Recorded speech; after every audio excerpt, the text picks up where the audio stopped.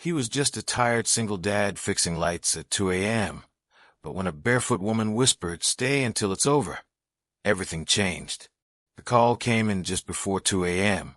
Rain skated like silver tears across Gabe Keller's windshield, his old van groaning as he made a weary turn off the industrial roads he knew like the back of his scarred hands. The job ping had felt off from the start. An emergency light failure in a part of town where electricians, like him, didn't usually tread. Willow Creek Drive wasn't just outside his route. It was outside his world. But overtime was overtime, and bills waited for no man. Least of all, a man like him. A single father fighting gravity each day just to keep his daughter's world from falling apart. He flicked open his cracked phone screen. Emmy, his 8-year-old, was fast asleep at home under Maddie's watch, the teenager he trusted like family. The soft blue night camera glow showed Emmy breathing easy. Tonight, at least. One more job, Gabe muttered, shifting lanes with tired resolve. When he pulled up, the mansion stood like a frozen portrait, grand, aloof, and silent, its exterior drenched in moonlight and rain. The kind of place where ghosts of wealth whispered down marbled hallways, and nothing was ever really urgent. Yet the gate had been left ajar. The stone pathway shimmered with puddles, and the porch lights flickered not just dimly, but erratically, like dying fireflies in a storm. He rang the doorbell. Once, twice. No answer. Something felt off. The house was too still, too untouched, like a forgotten memory. But the system had verified everything. The request was legitimate, right down to GPS logs and ID stamps. That's when he noticed it. The door. Not wide open. Not forced. Just unlatched. As if someone had walked away in the middle of a decision. He hesitated only a second longer. Pulled out his badge and muttered a timestamp voice note.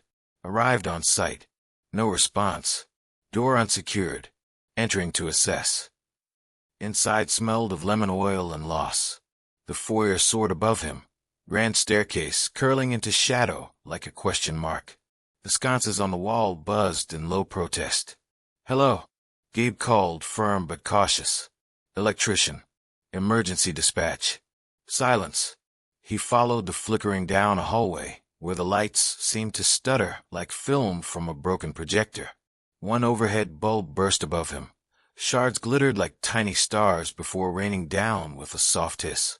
He ducked instinctively. "Overload confirmed," he whispered, half to himself, half to the quiet. Crouching, he set to work. Years of jerry-rigged repairs met his eyes. Frayed wires twisted in ways no manual would ever approve. This kind of neglect wasn't just inconvenient. It was dangerous. He knew. He'd seen how fire moved, through walls like grief through a soul. He should have finished and left. But then he saw it. A soft light coming from beneath a closed door at the end of the hall. Not the clinical flicker of a loose bulb. No, this was warm. Intentional. Alive. He didn't need to go down there. He was a fuse box guy, not a therapist. But still he stood. Curiosity wasn't the reason. Something else was, something unspoken and magnetic. He knocked. No reply.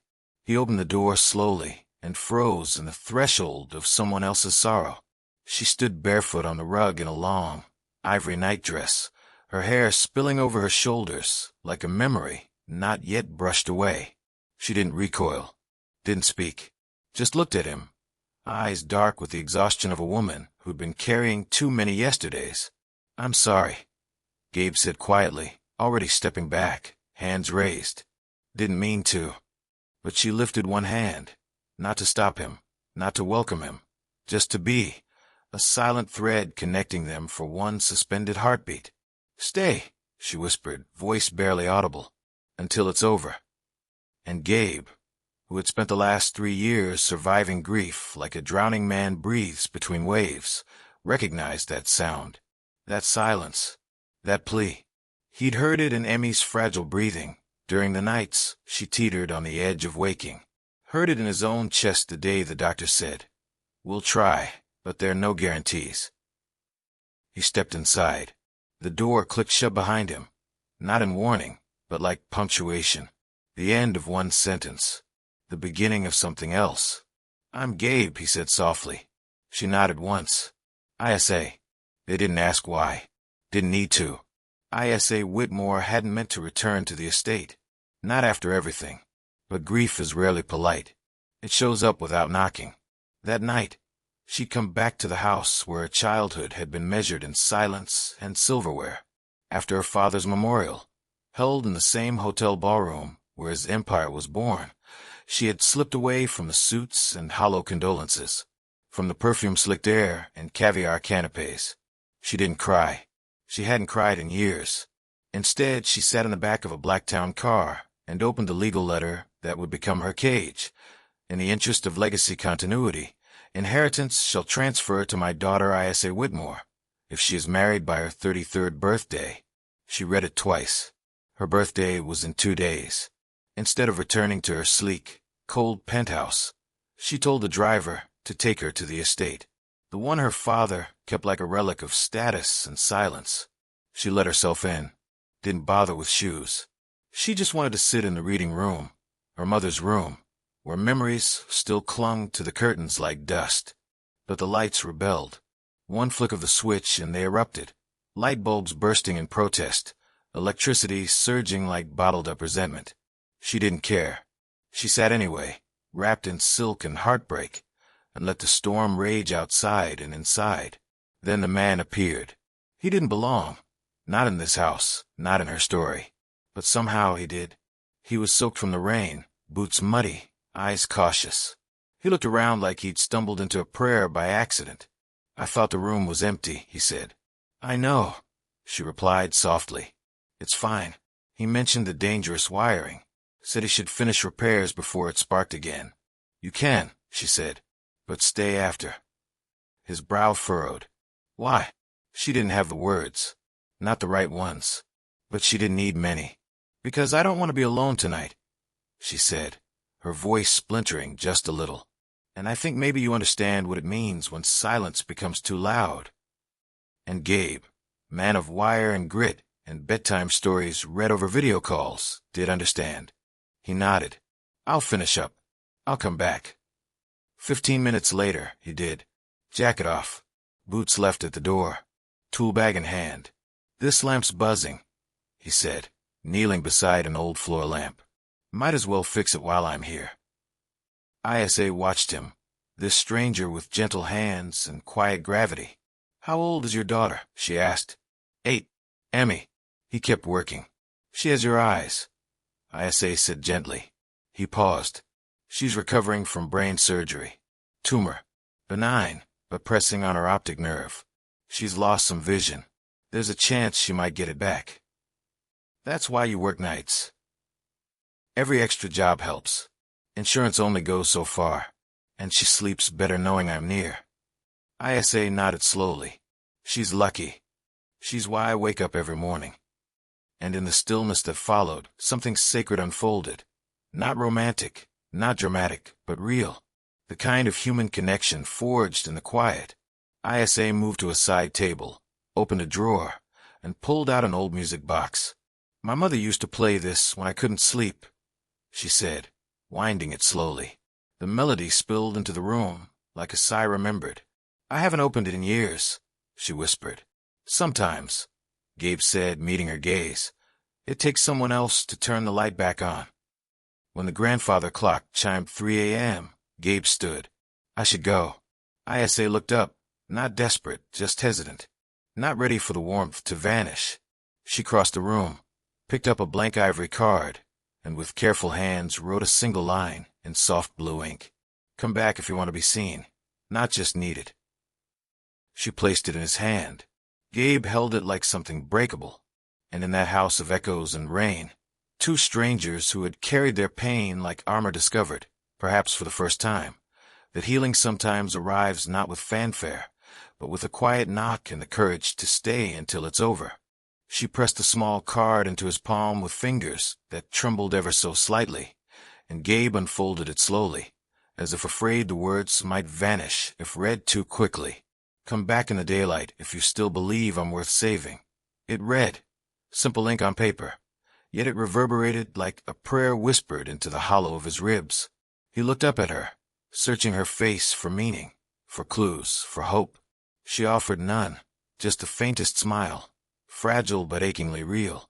For a man who had spent his life repairing broken circuits, rusted fixtures, and forgotten appliances, things that had long lost their shine, that smile was a blueprint for hope. And Gabe, weary as he was, decided it was enough. By the time he pulled into the cracked driveway of the modest duplex he shared with his daughter Emmy, dawn had begun to stretch its fingers across the rooftops. The sky, tinged with a hesitant orange, held the promise of warmth the earth hadn't yet claimed. He sat there a moment longer in the stillness of his aging truck, hands resting loosely on the wheel. The note ISA had given him now folded neatly beside him like something sacred. Come back in the daylight. The words echoed through him, not loud, but steady, like a heart rediscovering its rhythm. He hadn't responded when she handed it to him. No clever remark, no thanks, just a silent nod. And then he had walked out into the pale morning, as if stepping into a world where he no longer knew the rules. He had fixed hundreds of broken things in his life, but nothing about last night could be measured in volts or copper. Last night had felt like the first time he was invited to witness something that couldn't be rewired with tools. Inside the house, the comforting scent of cinnamon still lingered in the air. Maddie, his sister, had likely baked something while Emmy slept. A quiet act of kindness that Gabe never failed to notice, especially on nights when kindness felt like a luxury. He moved silently into Emmy's room, careful not to wake her. She lay curled on her side, tangled in a cocoon of blankets, her favorite stuffed koala tucked protectively under her arm. Her golden curls framed her face like a halo, and her lips moved ever so slightly, murmuring secrets only dreams could understand. For a moment, Gabe simply stood there, the weight of fatigue and fear dissolving into the stillness. His life had distilled itself into these fragile, sacred moments. The hush before the world demanded more than he could give. He turned to leave. "Daddy." He froze, then turned back and knelt beside her bed. "Hey, baby. Didn't mean to wake you." Her sleepy eyes blinked open. She reached up and touched his jaw, the stubble rough against her small fingers. "You look tired." He chuckled softly. "I am. Did you work late?" "Yeah. Big house. Felt like a castle." "Did you meet a queen?" she asked, half asleep, half curious. He paused. "Something like that." Her eyes closed again. "You should sleep too, Daddy. The world's quieter when you rest." He kissed her forehead, tucked the blanket closer to her chin. "You always say the smartest things." By noon, Gabe was back on his feet. There was no time to rest, not with rent due. Hospital bills stacked like bricks on his shoulders, and the van's brakes begging for attention. But ISA's note, it burned in his pocket like a quiet flame, an unspoken challenge, a mystery that wouldn't let go. He stood in the kitchen, staring at it again. Why him? Why had she written those words for someone like him? He wasn't a savior. He was a man trying to stay afloat, between paychecks, pediatric visits, and exhaustion. He hadn't been seen by a woman like that in years. And yet, last night, ISA hadn't looked at him like a man weighed down by struggle.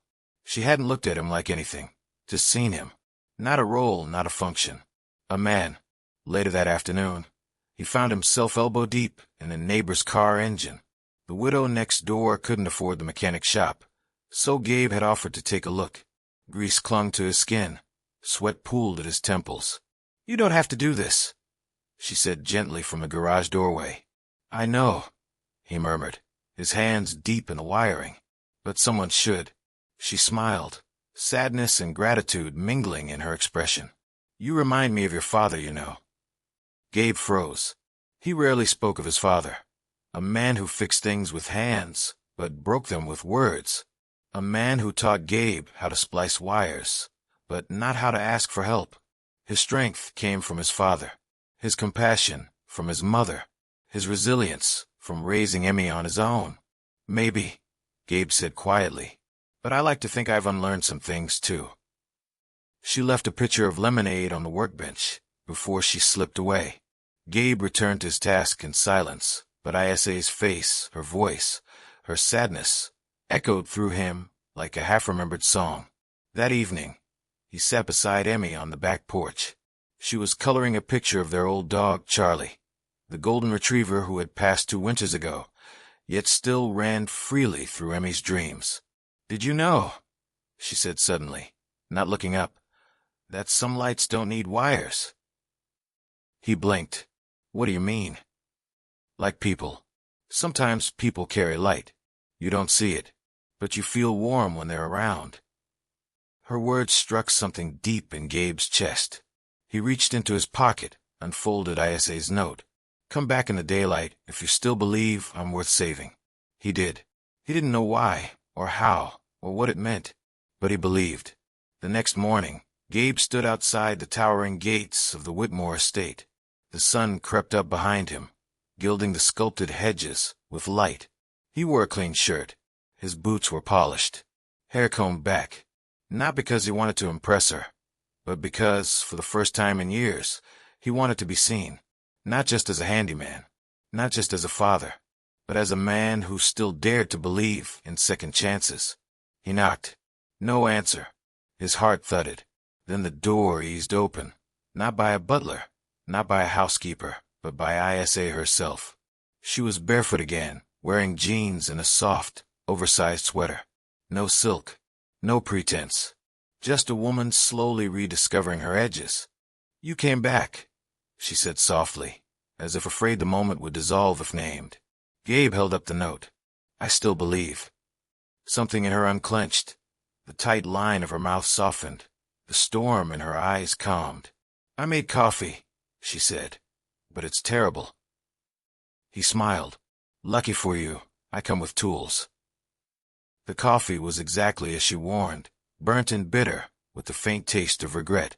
But Gabe drank it, not for the flavor, but for the connection. ISA sat across from him at the long marble island, her hands wrapped around her mug like a lifeline. The morning light filtered in through high windows, catching dust in the air like glitter suspended in time. Her posture was still, but her eyes betrayed the storm within. "This kitchen's been remodeled 3 times, she said absently. "My father thought modern spaces kept the mind sharp, but the coffee machine is from 1996, and I never figured out how to change the filter." "It's got character," Gabe replied. So did he. But character doesn't always mean kindness. She placed her mug down gently, like she was afraid of waking something that had been sleeping too long. Then, a breath later, "I read the letter on the day of the memorial. Didn't open it at first. I thought maybe grief had a grace period, that if I waited, the terms might change." He waited. "He left me everything," she said, voice brittle, "but only if I marry before I turn 33. His brow lifted. "That's in 20 hours, she finished. "I'd laugh if it didn't feel like such a cruel joke." "Is that even legal?" "Conditional inheritance clauses are enforceable, and he had the best lawyers money could buy. Trust me, I asked." Gabe leaned back, his chair creaking. "And if you don't marry?" "I lose it all. The empire, the properties, the legacy." "That's not a legacy," Gabe said quietly. "That's a leash." She looked at him then, eyes sharp but open. "You're the first person who said that without sounding sorry for me." "I don't think you want pity," he said. "I think you want to be seen." Silence, but not cold. Then softer. "Last night, when you walked in, I wasn't waiting for anyone. I just couldn't move. I felt hollow, like I was made of glass. And now, I'm still hollow, but it's like someone turned on a light inside." Gabe's breath caught. He knew that feeling. He remembered that night on the hospital bench, Emmy burning with fever, when a stranger simply sat beside him and stayed. Sometimes, staying was the miracle. ISA led him through the house after that. They passed rooms too large, ceilings too high, chandeliers that hung like ghosts of grandeur. Her fingers brushed frames and furniture like she was trying to gather memories through her skin. They stopped at a pale blue door. "This was my mother's study," she said. "It's been locked since she died." "Why?" "I didn't have the courage to go in." She pulled a key from around her neck and turned it in the lock. The door creaked. Time exhaled. The room was sun-dappled and delicate, filled with the scent of lavender and loss. A grand piano rested in one corner. Sheet music still sat waiting. On the desk, a broken lamp, a crystal inkwell, a faded photo of Isa at age 7. "I used to sneak in here," she whispered. "She keep playing. Pretend not to notice." Gabe moved toward the lamp. "May I?" She nodded. He took out his tools and gently mended what others might have thrown away.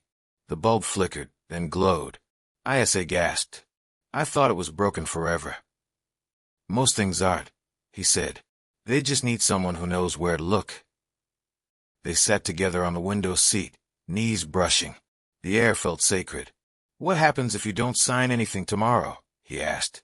"I lose everything." "And what do you keep?" "Me." He nodded.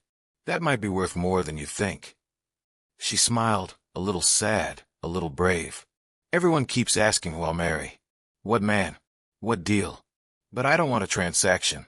I want something real, even if it's small, even if it comes without headlines." "I can't offer much," Gabe admitted. "I fix things. That's all."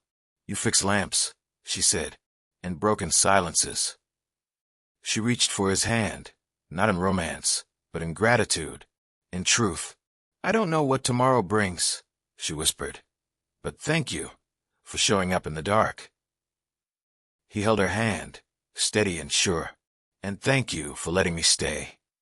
And there, in the golden hush of an old room where time had waited for healing, something began. He smiled gently, brushing a stray lock of hair from her cheek, his fingers soft with tenderness. "It means someone who inherits something significant, usually money," he said. "Sometimes a company, sometimes problems." Emmy wrinkled her nose in confusion.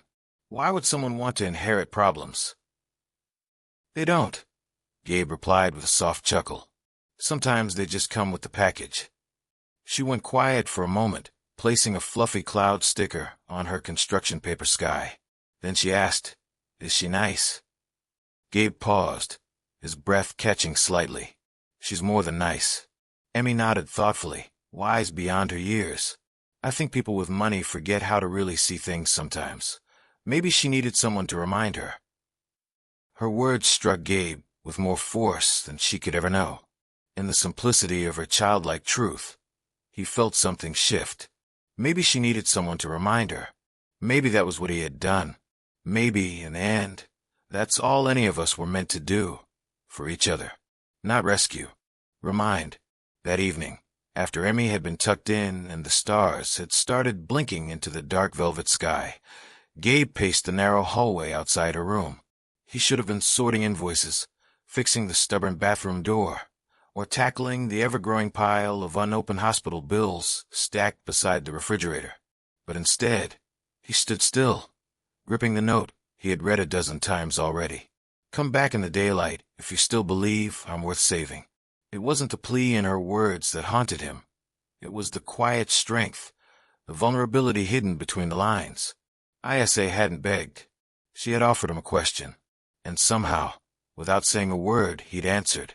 He didn't know what she hoped for now. Friendship, forgiveness, something they hadn't yet named, but she hadn't asked anyone else to stay.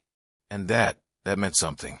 The morning of Isa's 33rd birthday broke, with pale light filtering through the floor-to-ceiling windows of a house too large for one person. She stood alone in the grand dining hall, a room built to impress, not to comfort. A single place sitting sat at one end of the massive table, its formality absurd, like a throne with no subjects. The estate lawyer had sent her the paperwork earlier, documents to legally forfeit her inheritance if she did not produce a marriage certificate by midnight. The pen, engraved in gold with her name, rested beside the unsigned documents. She hadn't signed. Not yet. No staff remained. No stylists fussing over appearances. No pre-approved suitors. No press lurking behind manicured hedges. Just Isa, barefoot, dressed in soft linen, holding onto the fragile defiance of a woman who, for once, had chosen herself over the weight of legacy. She wandered into the garden with no destination in mind. The rose bushes her mother had planted long ago were blooming again, Late, defiant, beautiful. Life, it seemed, refused to follow rules. It bloomed when and where it pleased. Then, the crunch of gravel beneath tires. A car door shutting. She stood slowly, heart thudding like a drum. And then Gabe. He stepped through the iron gate like he belonged there, carrying nothing but a crumpled brown paper bag and the quiet look of someone who had made his choice before even arriving. "I didn't bring flowers," he said sheepishly, handing her the bag. She opened it, and the scent hit her first. Warm, sweet, familiar. "You made these?" she asked in disbelief. "I tried," he said with a laugh. Emmy supervised. The sound that came from Isa's lips surprised even her, a laugh, genuine and unguarded. "They smell better than the coffee here," he said.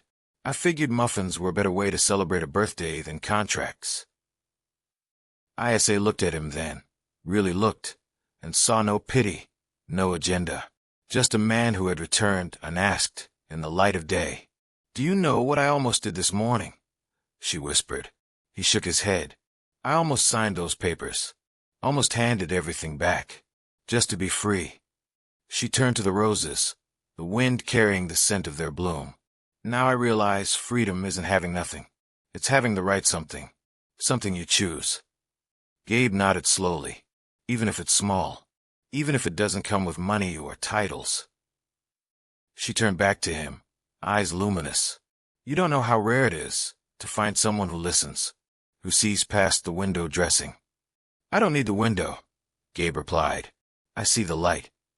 They stood like that, quiet still, until Isa stepped closer, her voice barely more than a breath. "I don't know what this is. I don't know what tomorrow brings. But today, I want to choose something real." Gabe reached for her hand. "Then let's start with muffins and see what happens." She smiled, eyes shimmering. "Deal." Inside, the clock ticked steadily toward noon, the legal deadline looming. But neither of them moved toward the contracts.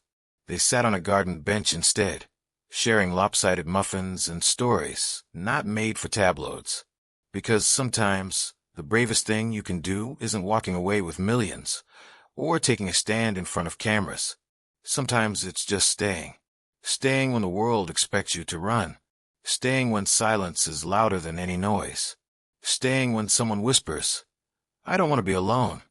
And you answer back, without hesitation, "You won't be." But peace is a fragile, fleeting thing in Gabe's world. The shrill ring of his phone sliced through the stillness like a blade. He had just stepped out of Isa's garden, the warmth of her voice still clinging to him like morning mist when everything changed. It was Maddie, his teenage neighbor and Emmy's occasional babysitter. Her voice was panicked. "Gabe," she gasped. Emmy collapsed. He froze. The image of the Whitmore estate vanished like a mirage. "What do you mean collapsed?" She said her head hurt. Then she just dropped. "I called 911. We're at County General." A cold shock moved through him, like ice water. "I'm on my way," he said, already running. The bag of muffins fell forgotten to the gravel. County General was 30 minutes away. Gabe made it in 20. He burst into the emergency room, heart thundering in his ears. "Emmy Keller," he told the front desk nurse, voice tight. 8 years old. "She's stable," the nurse said. "Room 7B. Pediatric observation." He barely heard the rest. He ran. Emmy lay small and pale beneath the blue blanket, and 4 lines snaking from her arm, her face too quiet, too still. "Daddy," she whispered when she saw him. He dropped to his knees beside her, taking her small hand in both of his. "I'm here, sweetheart. I'm here." The nurse explained. A spike in intracranial pressure, likely tied to the scarring near her optic nerve. Nothing invasive for now, but they'd be keeping her overnight. Gabe nodded, jaw clenched, hands trembling.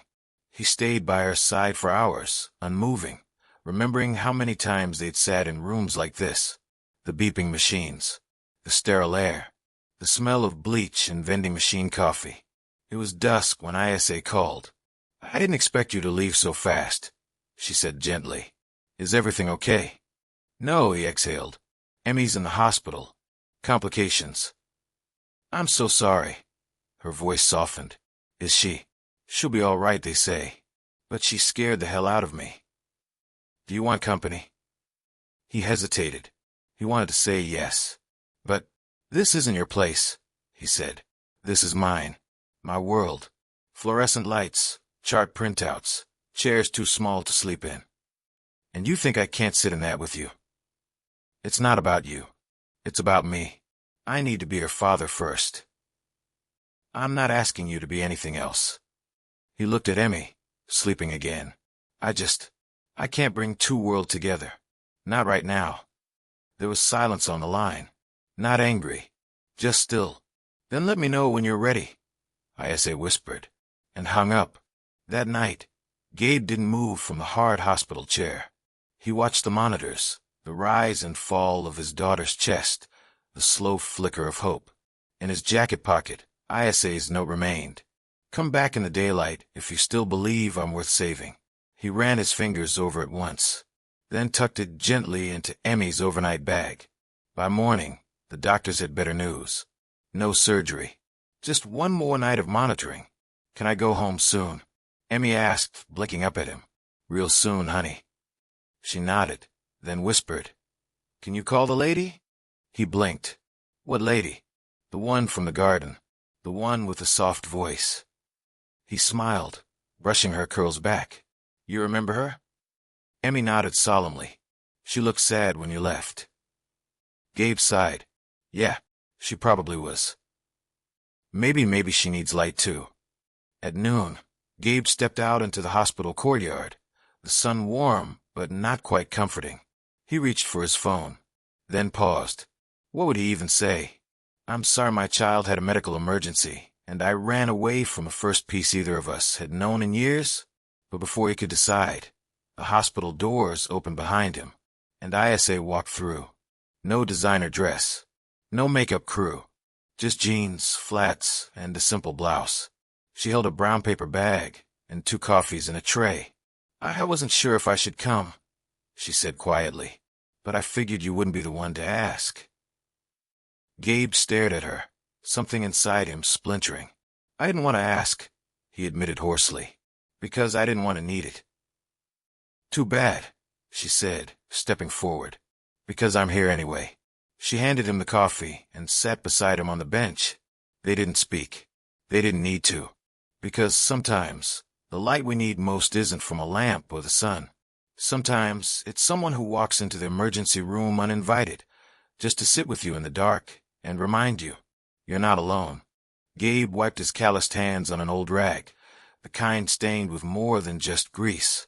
Quiet years, heartache, stubborn hope. She has her own life. I've got mine, he muttered, as if convincing himself. Yet the image of her walking into that hospital, uninvited and unexpected, lingered. She hadn't needed to come, but she had. Emmy glanced up from the floor where she was building something out of old blocks and imagination.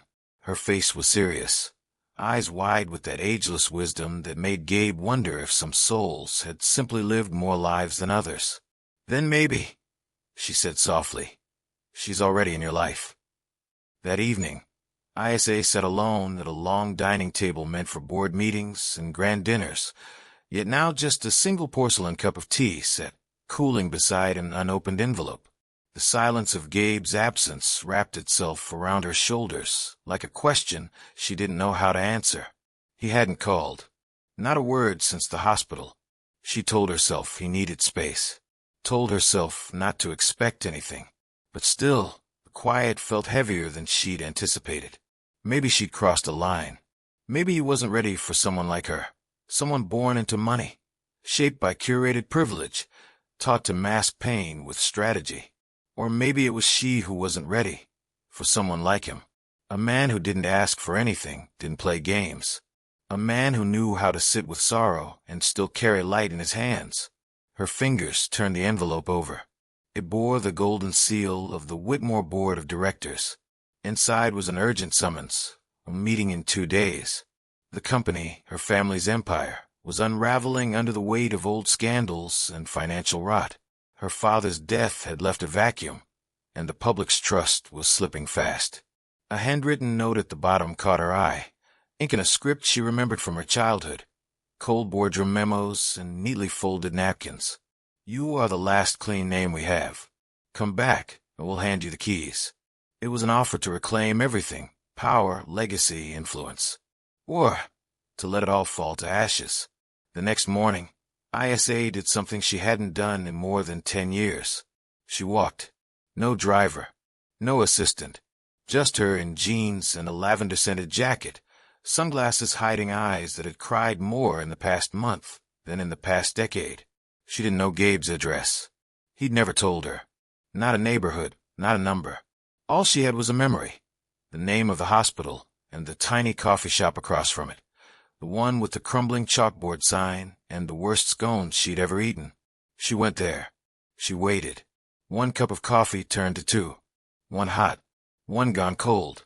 At 12:30, an older man stepped inside. A retired nurse, his uniform replaced by a worn cardigan and a kind smile.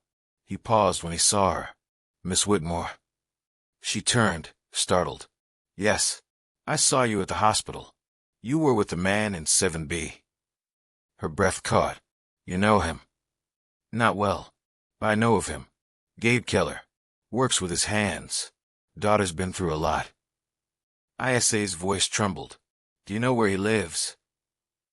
The man hesitated, his eyes kind but cautious. I can't give you his address, but I've seen him near East Maple. Volunteers at the garage behind the church. Teaches the kids how to fix bikes. ISA's throat tightened. Thank you, she whispered, and meant it. By 2 p.m., she was standing on a cracked sidewalk in front of a small house that looked like it had weathered storms without ever asking for help. A porch swing groaned in the wind. No name on the door. No sign of welcome or warning. But then there she was. Emmy, laughing, blonde hair beneath a pink helmet, wobbling on a bike with joy so pure it made ISA's chest ache. Gabe was crouched by the hedge, covered in dirt and grass, adjusting a broken sprinkler head with quiet focus. He didn't see her. Not until Emmy called. Daddy, she's here. Gabe looked up, froze. ISA stood still, unsure whether to speak or retreat. But Emmy waved, radiant. Hi, garden lady. ISA smiled, voice warm. Hi, Emmy. Gabe stood slowly, brushing his hands on his jeans. You found me. I had help. They stood there, between what had been and what might be, between fear and invitation. I didn't mean to disappear, Gabe said quietly. I didn't come for an explanation. Then why? She reached into her pocket and pulled out the envelope, the golden invitation. Because I was offered everything I used to want. Power, a name, control. But I kept thinking about a man who fixes broken things, and a little girl who sees light where others see wreckage. He exhaled, a sound full of old armor falling. I don't want to be a figurehead, she continued. I don't want to inherit someone else's empire. But maybe I want to build something smaller, something real. Gabe didn't smile. He just stepped forward, eyes steady. I'm not a shortcut to anything. I can't promise a quiet life. I'm not asking for quiet, ISA whispered. I'm asking for true. From her bike, Emmy shouted. Can we keep her? They both laughed, loud and full. And in that laugh, in the sunlight and squeaky tires and the worn paint on the house behind them, they understood. This wasn't the end of the journey. It was the beginning of a home. The next morning, the sunlight kissed Gabe's small kitchen, lighting the steam above mismatched coffee mugs, catching the soft edges of a shared silence. ISA sat in a chair that had clearly seen years, hands wrapped around her cup like it was something sacred. She wore Gabe's flannel shirt, oversized and frayed at the cuffs, but she wore it like she belonged. Emmy sat between them, crunching cereal, blissfully unaware of the soft emotional tightrope stretched between her father and the woman who had somehow become part of their breath. She wants to plant flowers, Emmy announced, mouthful of cornflakes. ISA blinked. I do. You said yesterday you like my bike path. We could add roses. Daddy's bad with flowers, but good with digging holes. Gabe smirked. Can't argue with that. ISA chuckled. glancing out the window at the patch of earth waiting to be claimed. Then we'll need gloves, and sunlight, and patience. I have lots of patience, Emmy declared. Gabe raised a brow. Really? Emmy nodded, solemn as stone. I waited a long time for Mommy to come back. The room shifted. Quiet unfurled.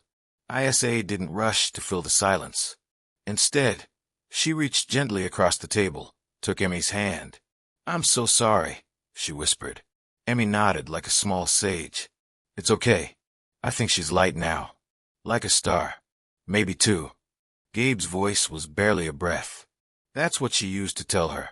Even if I'm far, I'll be the light you see when it's darkest. ISA blinked rapidly. She had grown up with grief measured in shareholder reports and scheduled therapy sessions.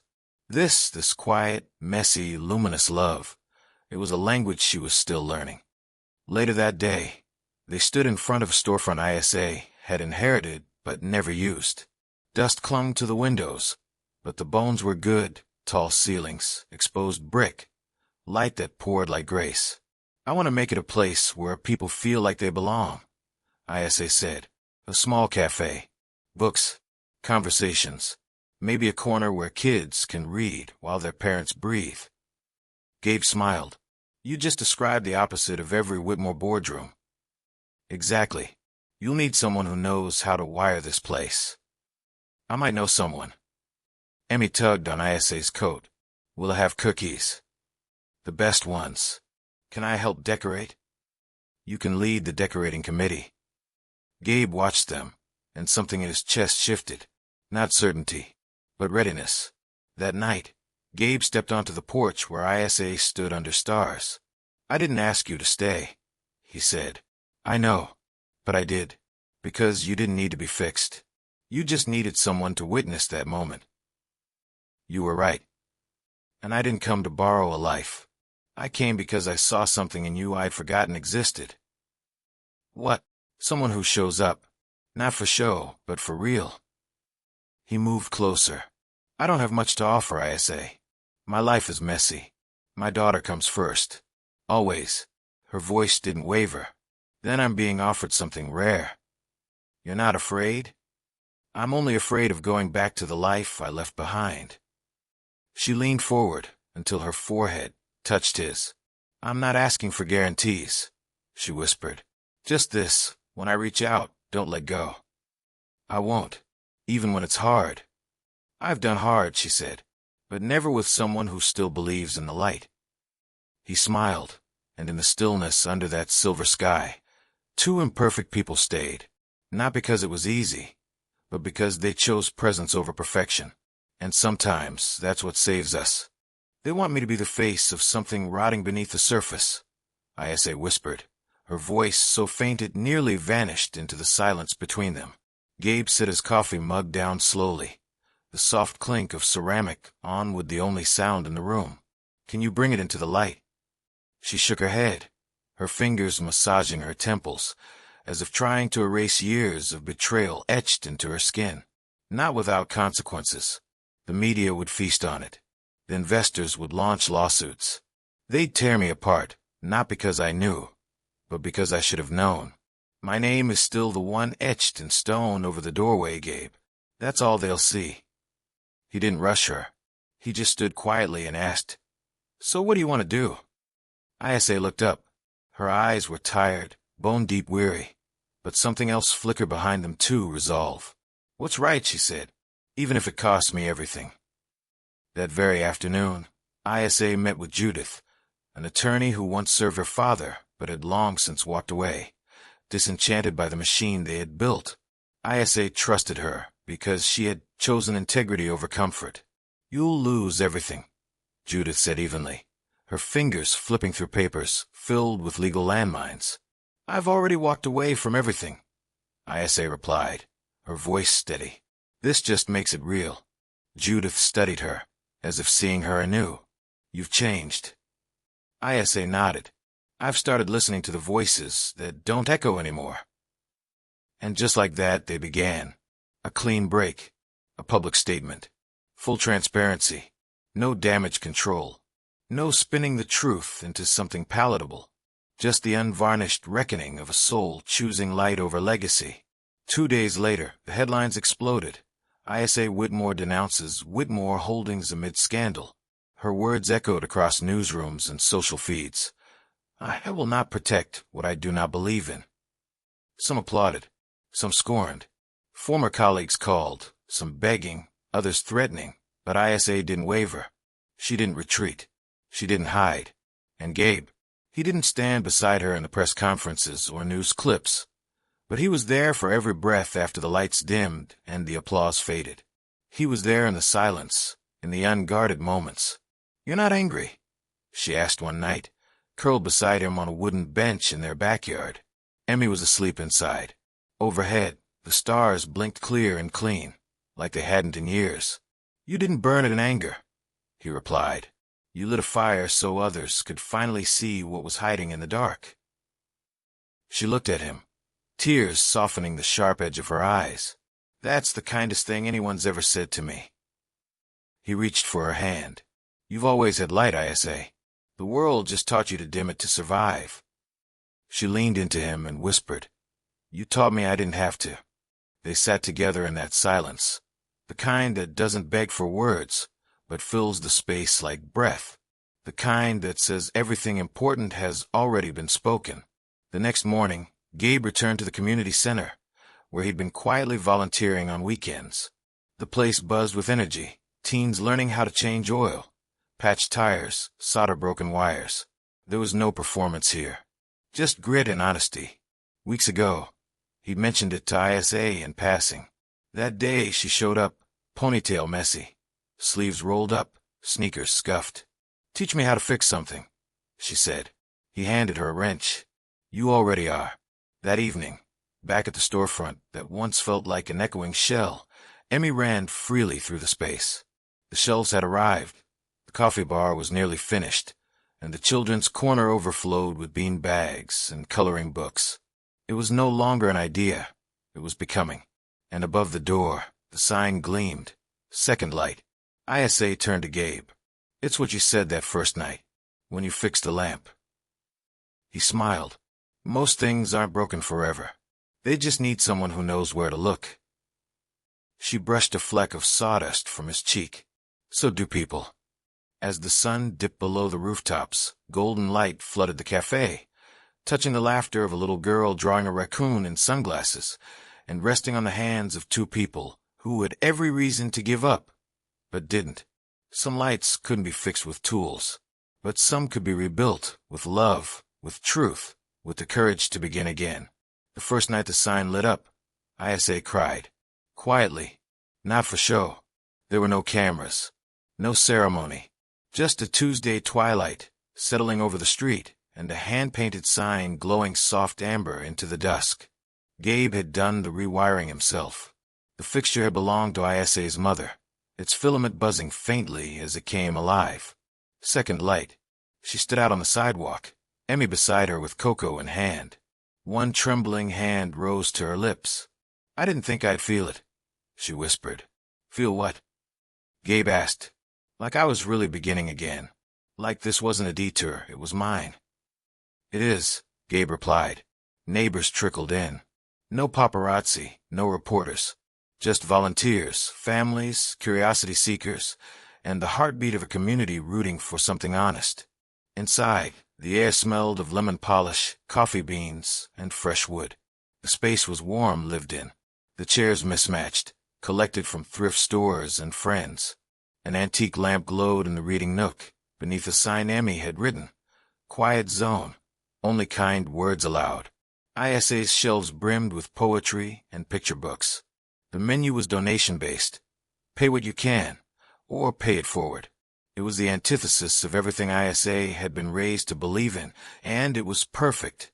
By noon the next day, a woman in her 70s sat knitting in the window seat. A man in steel-toed boots helped his teenage son shelve books. A mother came in for coffee and stayed for 2 hours, reading while her baby slept beside her. It wasn't profitable. Not yet. Maybe not ever. But it was alive. That evening, Gabe washed mugs behind the counter, sleeves rolled up, laughter humming in the air. Isa leaned beside him, hair tousled, cheeks pink from conversation. "You okay?" he asked. "I've never worked this hard without someone watching. It's strange, and it's good. You're allowed to build something that doesn't belong in a press release." She dried a mug slowly. "I don't want this to just be mine." He glanced at her. "What do you mean?" "I mean," she hesitated, then breathed deeply and said, "I want to build this life with you. Not just a cafe. Not just a project. I want the long days, the beautiful mess, the surprises. I want you." Gabe froze mid-dish, then said, "I thought you'd never say that." Isa laughed, quiet and full, unguarded. "I thought I wasn't allowed to want something with no blueprint," she said. "There's no blueprint," he replied, drying his hands, "but I know how to build it." She reached for him, and beside the tip jar labeled "Fuel the Kindness," they kissed, soft, real, no performance, just truth. Later that night, Gabe tucked Emmy into bed. She clutched her weathered koala and whispered, "Are we staying?" He brushed a curl from her forehead. "What do you mean, Peanut?" "With the garden lady. Are we staying? He smiled. "We're not going anywhere. We're exactly where we're meant to be." She nodded, sleep tugging at her eyes. "Good. I like her. She smells like books and cookies." Gabe chuckled. "She does. Did she make you happy again?" He paused. "I don't know if she made me happy, but she reminded me I was allowed to be." "Don't forget," Emmy murmured. "I won't." That same night, Isa stayed at the cafe, flipping chairs onto tables one by one. There was reverence in the way she moved, like each seat held a piece of her reborn soul. She walked to the door, reached for the chain to darken the sign, and stopped. She left it glowing. A quiet declaration: "We're here. We're open. Even when no one's watching." Outside, the night was still. The same vintage light fixture that once flickered in a crumbling estate now burned above something honest, something healing. On the chalkboard, Emmy had scribbled in pink chalk, "Second chances deserve second light." Isa looked up, bathed in the golden glow. She whispered into the hush, not to anyone in particular, but to the night itself. Thank you. Not for what had been lost, but for what she had chosen instead. At home, Gabe stood at the kitchen window. In the distance, he could see the faint glimmer of Isa's cafe sign. In that light, he saw not perfection, but peace. Hard-earned, honest, true. He switched off the light. And in the darkness, something new stirred. Not the end of struggle, but the beginning of home. Outside, where an alley had once worn the weariness of concrete and brick, now bloomed with quiet magic. A hidden garden born of hope and second chances. A gentle hush settled over the small gathering that stood beneath the vast night sky, where the moon hung low and generous, casting silver light over the scene. Paper lanterns, warm and round, nestled in wicker baskets lined along the cobbled path.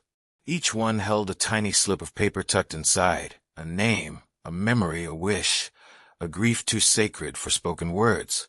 Without warning, Ella appeared beside Gabe, her fingers sliding into his as naturally as breath returning to lungs long starved of air. She said nothing at first, just held his hand like she had always meant to. He glanced sideways at her, teasing with a soft grin. "I thought we said no big gestures." "This isn't big," she replied, her voice barely more than a sigh. "It's quiet, and quiet is what we all needed." Gabe stepped closer to the lanterns and read the sign posted nearby. Simple words that somehow felt like scripture. A light for what we've lost. A light for what we've found. One by one, people approached the lanterns. They lit them gently, whispering the names of those who had left too soon, or the hopes they barely dared admit aloud. Children released theirs with innocent squeals, their laughter rising with the glowing orbs. Elders let go with trembling hands, their eyes rimmed with tears that shimmered like dew. There was no music that night, just wind brushing through ivy, soft chuckles, and the shared awe of watching something rise into the darkness, glowing. Gabe knelt beside Emmy, helping her steady the base of her lantern. The flame inside danced like a heartbeat. "Who's yours for?" he asked gently. She looked up at him, her eyes so full of understanding it made him ache.